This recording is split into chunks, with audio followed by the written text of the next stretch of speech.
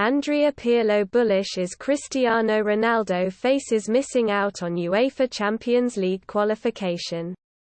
A 3-0 defeat at the hands of fellow Champions League hopefuls AC Milan has left Cristiano Ronaldo and Juventus sweating over their European prospects for next season.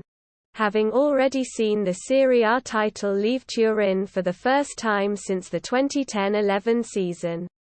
Andrea Pirlo's side's latest defeat has seen them drop to 5th place, with only the top 4 sides qualifying for the UEFA Champions League. A point out of contention with 3 games left to play. Juventus travel to inform Sassuolo before hosting newly crowned champions Inter Milan and ending their season away to Bologna.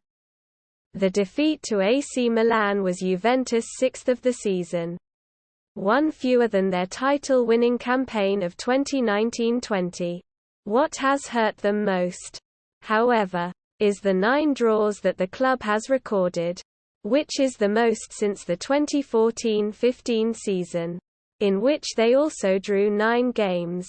The results have left the traditional Italian superpower well behind Inter Milan, and just behind AC Milan, Atalanta and Napoli, whilst Juventus face an uphill struggle to qualify for Champions League football.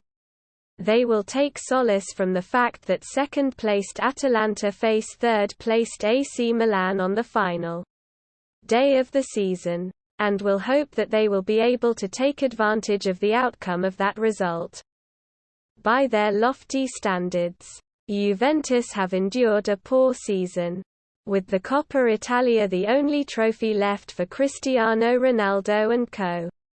to compete for. They will contest the final against Atalanta before the final game of the season, but it will not offer them an alternative route into the Champions League.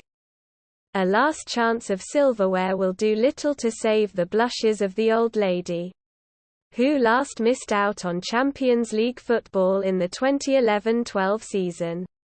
Failure to make UEFA's premier and most lucrative competition would be a huge blow to a side that have already posted financial losses of €113.7 million for the 2020-21 campaign, and would surely see the likes of Cristiano Ronaldo, Paulo Dybala and Matthias de Ligt raising question marks over their futures in Turin. Despite their poor campaign, Andrea Pirlo has resolved to fight on for the foreseeable future.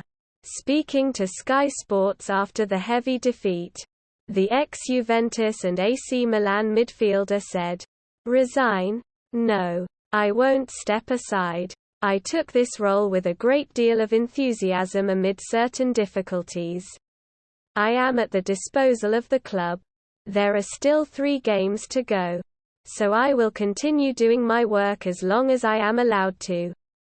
I had a different project in my mind and thought I would have a different group at my disposal. I had been working on some concepts, but then I had to make changes in order to suit their characteristics and had to adapt. It's not that this team is resistant to change, but if you have some things in your mind and they become more difficult with certain players.